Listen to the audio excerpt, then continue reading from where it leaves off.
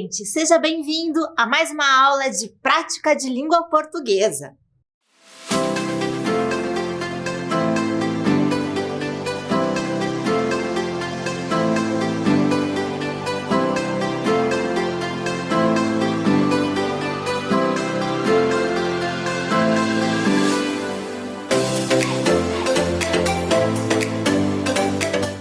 Então, está preparado para esse momento? Então, vamos lá. Quero te apresentar as professoras de práticas de língua portuguesa. A Prof. Dai, que você já deve conhecer do ano passado, e eu, que sou a Prof. Ali. Então, agora você vai ter esse momento comigo, mas que foi construído junto com a Prof. Dai, tá bom? Então, vamos lá, que a gente tem um desafio para vocês. É um desafio bem legal. Você já pensou em devorar livros? Você é um devorador de livros? Não sei. Tá pensando em que sentido é para devorar livros? Eu vou te apresentar um menino. É um incrível devorador de livros. Você vai conhecer um pouquinho deste garoto que adora devorar livros. Então, veja lá.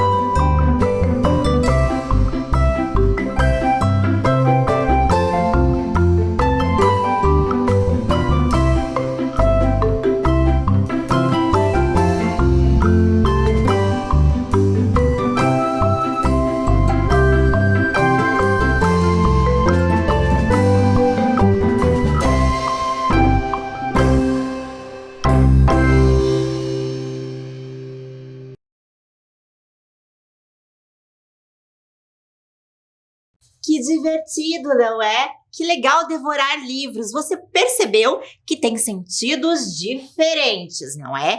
Primeiro, este garoto devorava livros assim, literalmente, nesse sentido mesmo da palavra, de comer os livros mesmo, mastigar e engolir. Ele estava ficando inteligente, ele percebeu isso. Mas, de repente, estava dando uma bagunça e nada mais estava funcionando. Você também viu, né? Não era legal e todo mundo já alertava ele que não era uma boa ideia isso de ficar comendo livros, de mastigar páginas e páginas de livros. Que coisa mais maluca. Até que ele decidiu devorar os livros em outro sentido. Muito interessante, né? Esse sentido novo, que é o de ler. Devorar nesse sentido de ler e aprender o que o livro trazia. Muito legal. E eu acho que você também é um bom devorador de livros, não é? Não vai sair mordendo nada por aí, né? Nem mastigando nenhuma página de livro, por favor. A gente vai devorar todos os livros e todos os textos no sentido de aprender cada vez mais. Então, somos nós agora devoradores de textos. Isso mesmo. Vamos devorar textos nesse sentido metafórico. tá? É só um modo de dizer, porque eu não quero ninguém mastigando o livro por aí, não.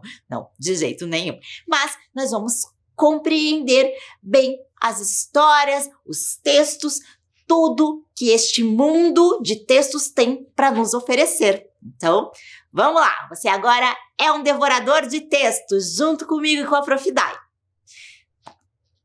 Eu vou te propor agora uma atividade para a gente poder marcar esse momento. Nós vamos marcar e poder marcar os nossos textos, marcar os nossos livros, marcar o que a gente quiser e poder devorar os nossos textos.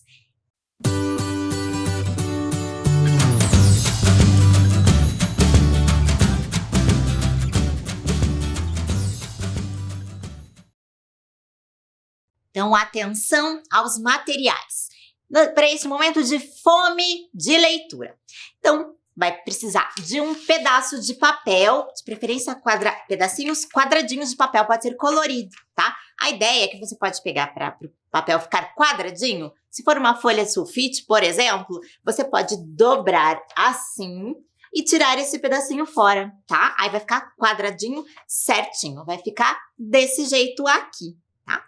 Então, de preferência colorido para ficar mais legal. Sobrinhas de sulfite, tá? Pode ser pedacinhos assim, ó, que eu já tinha aproveitado antes. E a tesoura para você poder fazer os recortes e a cola, tá? Bem tranquilo. Então, só preste bastante atenção em como que a gente vai fazer um mordedor de livro. Um mordedor de livro. Então, pega lá aquele pedacinho quadrado de papel e dobra ao meio exatamente, assim, para formar um triângulo, tá? Pode só prestar atenção agora e você pode fazer depois, tá? Não tem problema nenhum. E agora, você vai dobrar este pedaço aqui para baixo, bem lá no meio, para juntar a pontinha, e o outro lado também, tá? Então, vai ficar assim. Certo? Já deixou marcadinho desse jeito? Tá tranquilo? Então, agora, abre de novo, tá? Já ficou marcado. E aqui, a gente vai abrir esse pedaço, tá? Duplo, né? E vai dobrar aqui. Vai deixar assim. O outro pedaço continua lá embaixo. E agora, pra gente finalizar, a gente vai dobrar aqui e esconder lá atrás a pontinha, ó. Tá? Coloca assim e no outro lado igual, tá? Então, e a gente já finalizou o nosso mordedor de livros. Ele vai ficar assim, tá? Para poder morder o livro. Bom, eu tenho um aqui bem adiantadinho, só para você ver como é que fica. Eu fiz na folha rosa para ficar bonitinho, tá?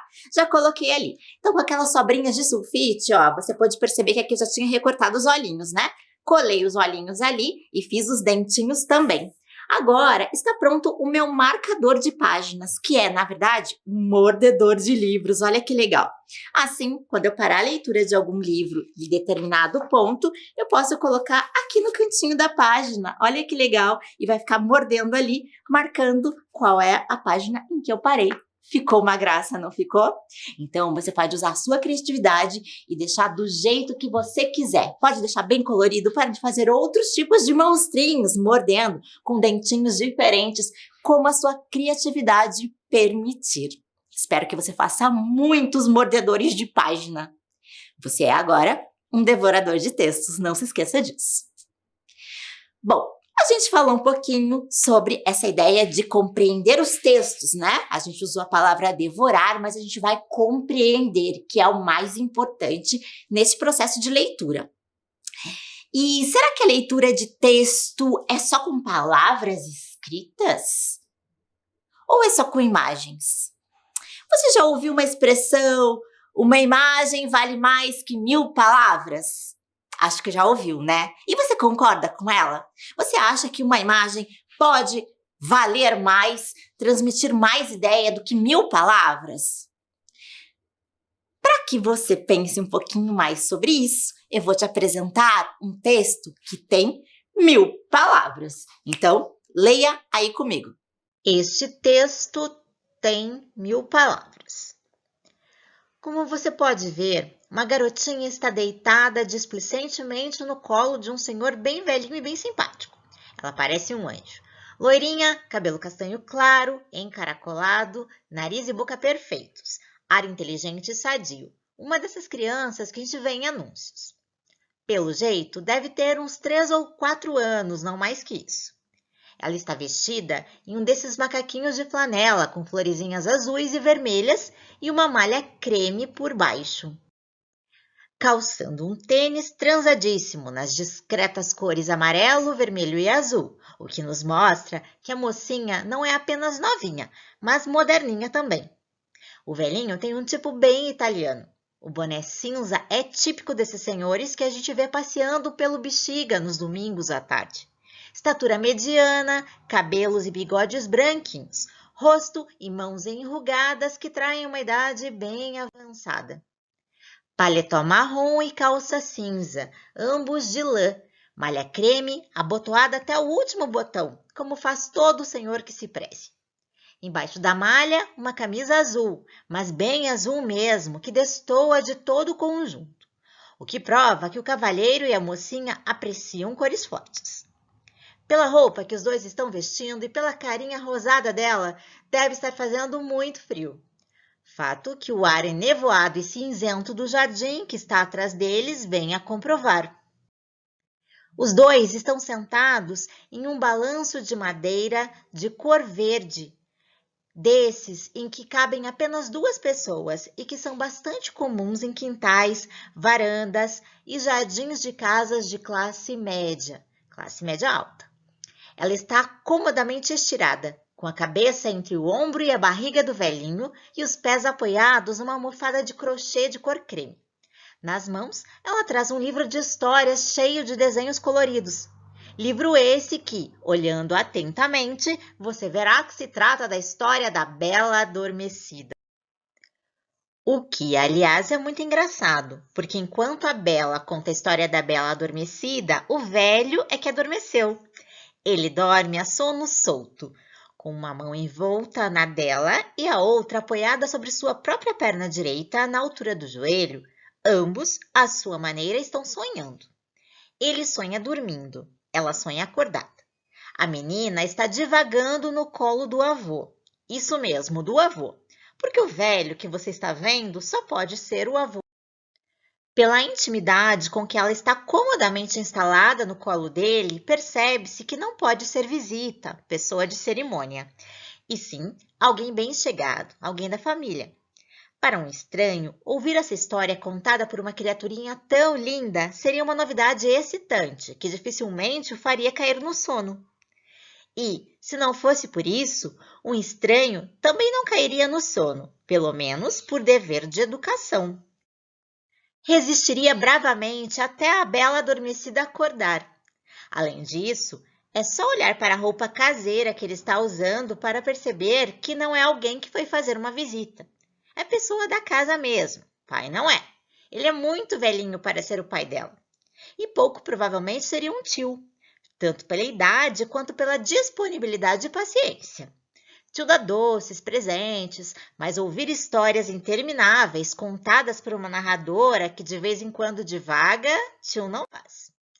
Só pode ser mesmo um avô ouvindo pela milésima vez a mesma história, que para ele deve ser sempre igual e para ela deve ser sempre diferente. Ela, por sua vez, não se deve importar com que seu ouvinte durma. Afinal, ela só quer colo e aquela mão terna, enrugada e querida em volta da sua cintura pequenininha. Mesmo desatento, ele está dando a ela seu tempo e seu carinho sonolento. O balanço de jardim pode ser gostoso de sentar, mas como você pode ver, não é o local mais confortável para se dormir. Principalmente em um dia frio como esse, em um descampado de uma varanda. Mas o fato é que ele não sente a dureza do balanço porque dorme, e ela, igualmente, não sente a dureza da madeira e a frieza do tempo por vários motivos. Primeiro, porque sonha, e no sonho não há desconforto ou frio. E segundo, porque ela tem a barriga do avô como travesseiro, o braço dele como edredom e uma almofada como encosto para seus pés e seu tênis multicolorido. Juntos os dois, ali na varanda, vivem um momento de que ela vai se lembrar sempre, e ele não vai se lembrar de nada. Até mesmo nada da história. Por isso é que ela vai ter de contar e recontar essa história para o avô centenas de vezes, principalmente para reviver os trechos que ele perdeu com seus cochilos. Assim como você vai ter de ler e reler muitas vezes esse texto até conseguir enxergar toda a beleza e ternura contidas nessa cena, ou pelo menos uma pequena parte dela. Uma foto seria melhor. Viu que interessante? Esse texto tem 1000 palavras. Você percebeu que ele termina dizendo assim, uma foto seria melhor? E você concorda com essa afirmação? Seria melhor uma foto nesse caso?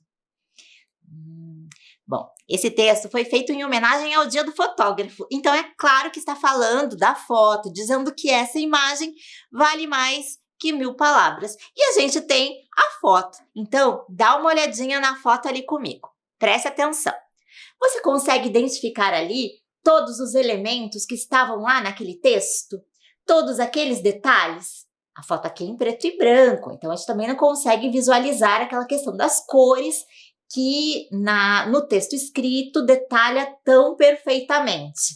Né? As cores do tênis da menina, da roupa dela, o livro mesmo que ela está lendo, né? Todos os detalhes, mas muita coisa a gente consegue observar sim. O balanço, né? A posição dos dois, o jeito que está esse avô, porque no texto foi repetido várias vezes que era de fato o avô da menina, né? Que poderia chegar a essa conclusão.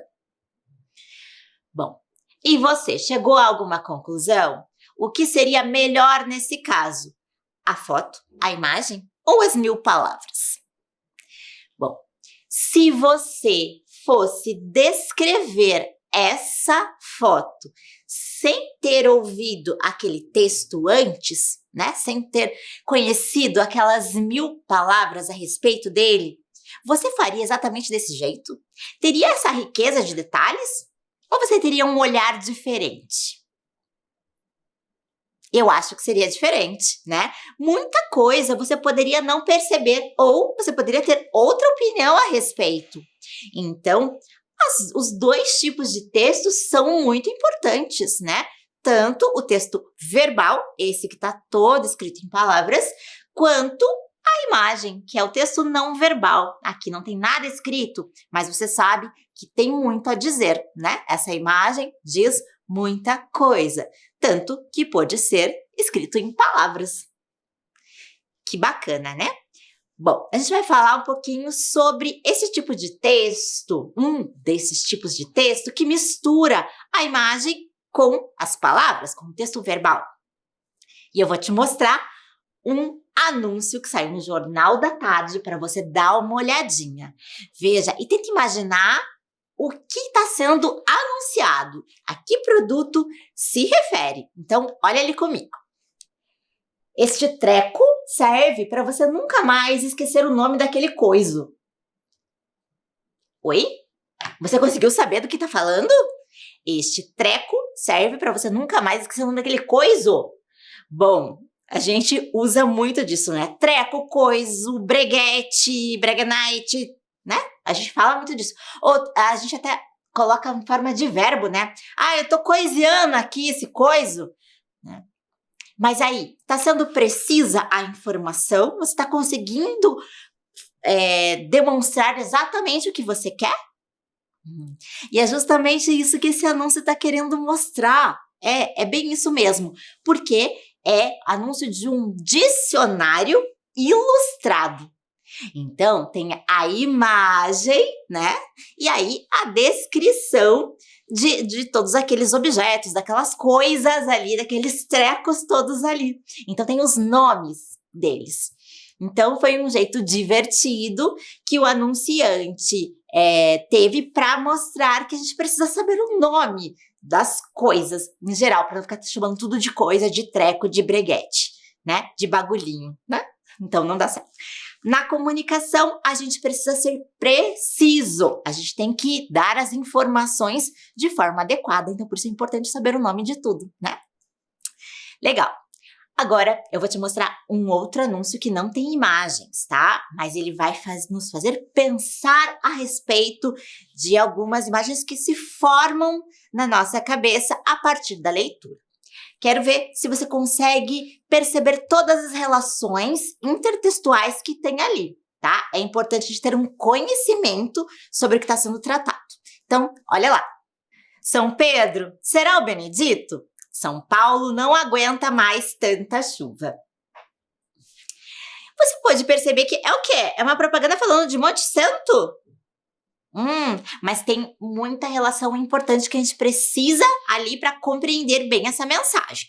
Primeiro, São Paulo é a cidade onde está chovendo, pelo que a gente entende, né? Que tem muita chuva. Então, São Paulo não está aguentando mais tanta chuva. A cidade de São Paulo. Ok. Por que a referência a São Pedro? Porque ele que é o interlocutor ali, está falando com São Pedro, né? Está começando a mensagem assim, São Pedro. Então, está sendo dirigida a São Pedro. São Pedro é o que a gente chama de responsável pelas chuvas, né? Então, a gente sempre diz, ô São Pedro, dá um tempo, tá chovendo muito, né? Então, na verdade, agora no momento não, a gente quer mesmo que São Pedro mande muita chuva pra gente, né? Mas a gente sempre o coloca como responsável pelas chuvas, pelo tempo. Então, por isso, está sendo direcionada para ele. E essa expressão de será o Benedito? Porque fala, mas, puxa vida, né? É nesse sentido que a gente usa essa expressão. Mas será o Benedito? No sentido de, puxa, será possível isso? Então, foi uma jogada que o anunciante conseguiu fazer, juntando essas ideias todas para compor uma mensagem nova, né? Muito bacana. E olha que importante a gente ter todos esses outros conhecimentos para compreender bem a mensagem. Tá. Aqui não precisamos de nenhuma imagem visual ali, nem de nenhuma ilustração, somente o texto verbal deu conta. Mas agora eu vou te propor um outro exercício. Olha só essa frase e imagine a que ela se refere. Lê ali comigo. É o fim da picada. Bom, você sabe, é o fim da picada. Essa expressão serve para quê? Para dizer que, né, e isso é realmente muito ruim. É o fim do caminho ali mesmo. E é o fim da picada, tá ruim, né? Pior situação. Mais ou menos essa ideia, né? Mas a gente pode mudar um pouquinho o sentido dela quando a gente colocar em outra situação bem ilustrada. Então, olha lá comigo como é que tá neste exemplo. Os humanos estão se conscientizando também no inverno. Isso é o fim da picada. Olha que bacana quando essa frase assume uma nova significação. Quem está dizendo que é o fim da picada? O mosquito da dengue. Vai ser o fim da picada se as pessoas se conscientizarem de fato e mantiverem os locais limpos, não promovendo criadouros para os mosquitos da dengue, então não vai ter mais esse problema e não haverão mais picadas, porque o mosquito não vai se procriar. E para ele é o fim do caminho ali, tipo, é o fim para mim. Então, come nos dois sentidos. Que interessante, né? Olha como é bom ter esse conhecimento da língua para poder usar de forma adequada. Isso amplia as nossas possibilidades de leitura. Nós somos devoradores de texto, então a gente quer ler em toda a sua complexidade, todas as possibilidades de leitura. Então veja mais um exemplo ali. É o fim da picada também. Chegou a hora dos mosquitos ficarem para fora. Essa é propaganda de telas mosqueteiras, né?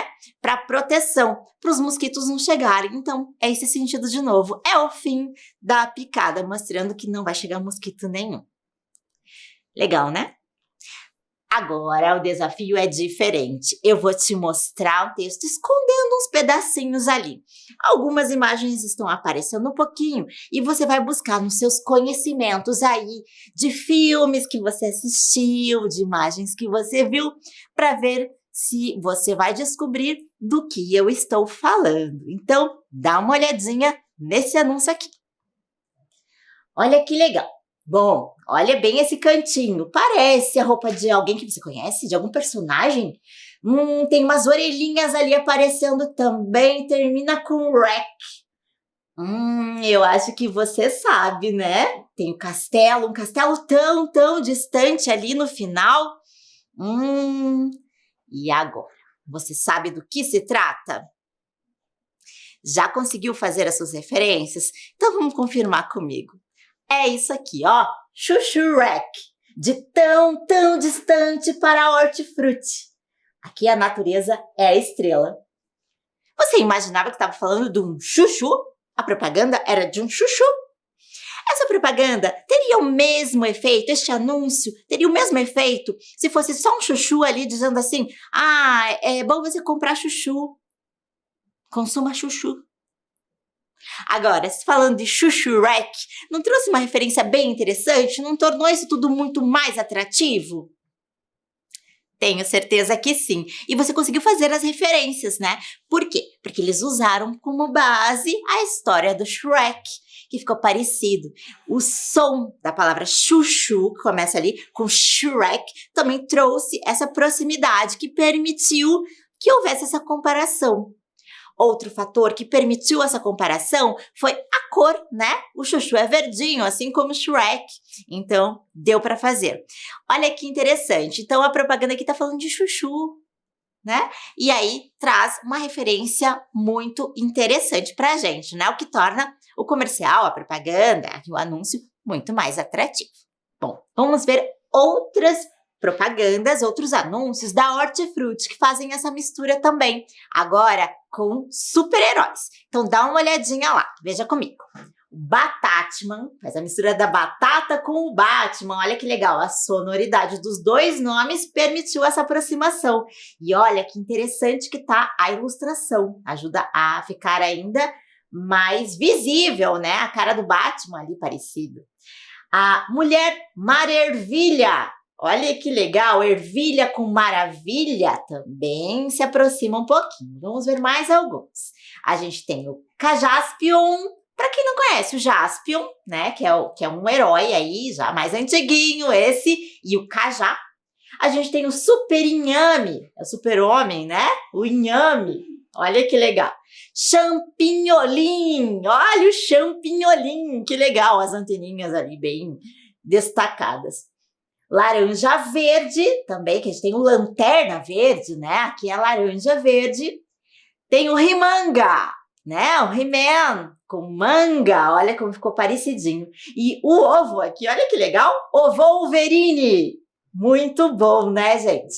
Então, a gente ainda tem aqui o Pimentão América, do Capitão América, do Thor. Olha que legal, Thor Mate. Muito bacana, não é? E a gente tem, por último aqui, as tartaruvas ninja. Isso aí, muito legal, né? Faz toda essa propaganda aí dos produtos e já para tornar mais atrativo para o público, essa mistura com os super-heróis. Muito legal, né? Eu acho que você curtiu também. E também tem a seção Hortiflix. Vamos ver quais os filmes temos aqui disponíveis hoje na Hortiflix? Veja ali comigo. Temos Millions. Tá muito característico, né? Tenho certeza que você identificou com a maior facilidade. Ficou uma graça ali. Esses milhos, né? Ficaram muito bonitinhos. E a Era do Giló 4. Você conhece o Giló? Tá ali, o Giló. Olha que bacana. Então, a referência sonora permitiu essa aproximação. No caso dos Millions, ficou muito mais fácil. A própria cor já ajuda muito, não é? Bom, então aqui, ficando com essa sessão, você já sabe um pouquinho mais, você já devorou um pouquinho desse tipo de texto, dos anúncios publicitários, aprendeu um pouquinho. Então vamos ver o que a gente teve hoje. É isso aí! Então, você já aprendeu a fazer leitura de textos verbais e não verbais, né? Você percebeu ali a composição das palavras e das imagens, identificou a intertextualidade, muito importante para a gente compreender e devorar com atenção os textos.